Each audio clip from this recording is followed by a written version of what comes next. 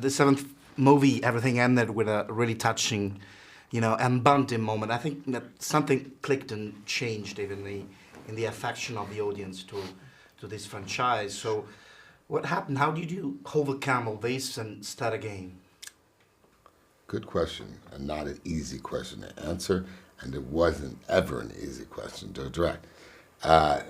It caused great deliberation, many sleepless nights. How do we do it? How do we do it? How do we do it? We can't go on as though everything is as it was, because it isn't. We don't want to see Dom Toretto. Most importantly, we don't want to see Dom Toretto happy. Of course, in Cuba, he's happy because he's on his honeymoon.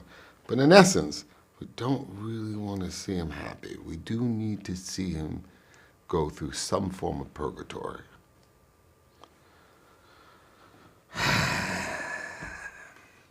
So we did the unthinkable. We sacrificed Dom.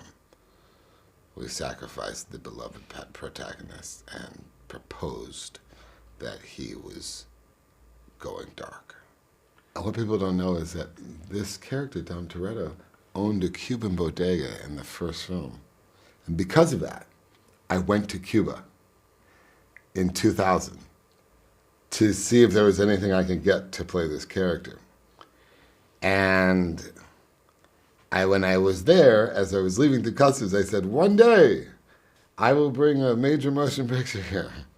So you have to imagine that just the fact that I was filming in Cuba was like, how does this happen?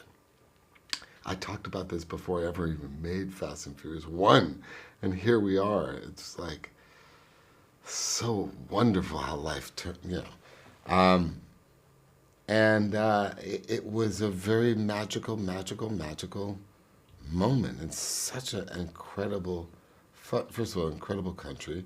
It speaks to the multiculturalism of our franchise, and it speaks to the fact that our franchise will go places no one has gone,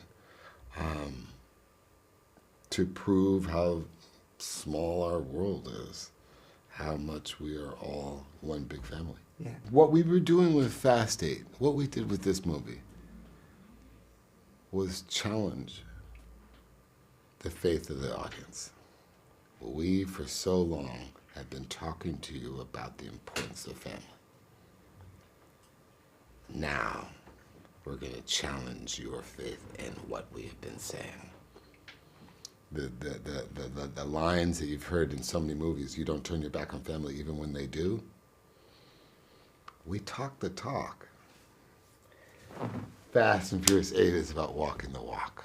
Now it was saying, okay, we're going to prove it to you. And if you as a fan, and think about how gratifying that is. That's why you talk about that end sequence. Think about how gratifying that is. Like, I've been watching your films for 2 decades, and I know there's a reason. And so when the trailer came out all over the world and became the biggest trailer in history, people were like, why would you betray your family, Vin? Why did you betray your family, Vin? But there were many that were like, I know that this story is going to tell us that there is always a reason.